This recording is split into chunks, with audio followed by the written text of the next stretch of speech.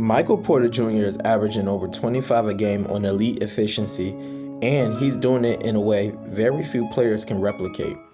That kind of volume paired with that level of efficiency is elite. And here what makes it very interesting. Most high volume scorers in the NBA are heavy on ball creators. They need the ball in their hands to make a significant impact. But Michael Porter Jr., he's from a different realm. The realm of Reggie Miller, Klay Thompson, Ray Allen. He warps the defense off the ball. Looking at his time in Denver, MPJ was a third option. He was constantly riddled with injuries, and he was never a high-level ball handler.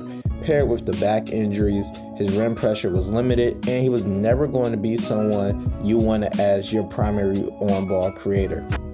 And then MPJ was traded to Brooklyn, and his status changed. Head coach Jordi Fernandez runs a Princeton-style system full of ball movement, attacking off the catch, and instead of trying to make MPJ into something he's never shown, the Nets built around what he already is, and the results? MPJ is having the best season of his career. So, what makes him such an effective off-ball weapon? Let's start with the system. Jordi Fernandez spent time in Denver and Sacramento, and he brought elements of their offensive systems to Brooklyn. In this system, a lot of initiation comes from the big men. Let's break down some film real quick. Right here, the Nets are going to set up this Spanulius action after initiating it through the big, and Terrence Mann's man opens up, which forces Michael Porter's man to chase instead of switching. And after the screen is set, the big isn't hugged to Michael Porter, just giving enough room for the open shot. And this is perfect from MPJ. He's not a high-level ball handler or on-ball creator, but he can shoot over anyone. He can rise over defenders, he can attack closeouts, and when you put him in a situation where he's the focal point and the system prioritizes movement, he becomes virtually unstoppable. And handoffs are the bread and butter of MPJ's game, nearly accounting for a fifth of his offense and generating nearly 1 point per possession. So right here, the Nets are going to get into some second side action. MPJ is going to set a brush screen just to get the Mavs confused and sprint off the handoff from Claxton. And because AD's in drop, it opens up a wide open three, which is cash from Michael Porter Jr. The DHO is the foundation of MPJ's game. It's simple, it's repeatable, and it works. But here what makes it even more dangerous. MPJ has counters for everything. Speaking of which, let's talk about how he's elite at cutting off ball and finishing as well. Right here, the Nets are going to open up the game with this orange flare action. And look, when the screen is set by Claxton, PJ has to chase over. But because AD's ball watching, it opens up a cutting angle for Michael Porter Jr. to get the dunk over Cooper Flag.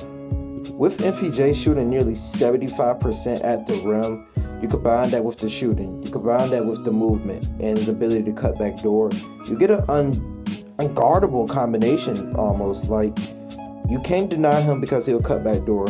You can't go under screens because he'll shoot. There's always a counter. So then teams like to blitz. So right here, the Nets are going to fall into some Chicago action via this turn screen from Clowney. And look, the Warriors blitz Michael Porter and Curry is up on Claxton's roll, but it leaves Noah Clowney open and Michael Porter makes the read wide open for three. And I'm not here to make Michael Porter Jr. look like some sort of elite playmaker, though him averaging a career-high 4 a game is a testament to Jordi and also his improvement as a playmaker and passer, making the right reads on time and on target and not letting double teams really blow up the offense and stop momentum.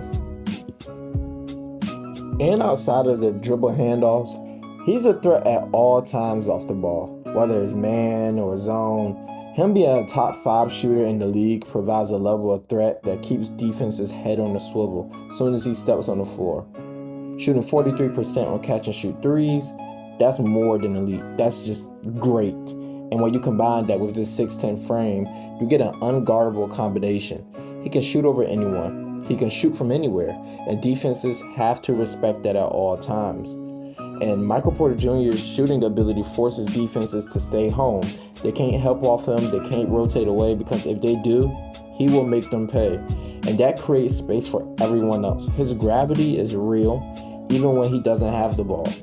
So you have a guy who can make proper reads when blitz, can counter teams when top blocking with his cutting and finishing ability, while being a top 5 shooter in the NBA, and he's 6'10". That's why he's so hard to guard. But here's where it gets really interesting. Let's talk about what MPJ is doing this season. And by the impact metrics, they rank him as like a very good starter or low-tier all-star.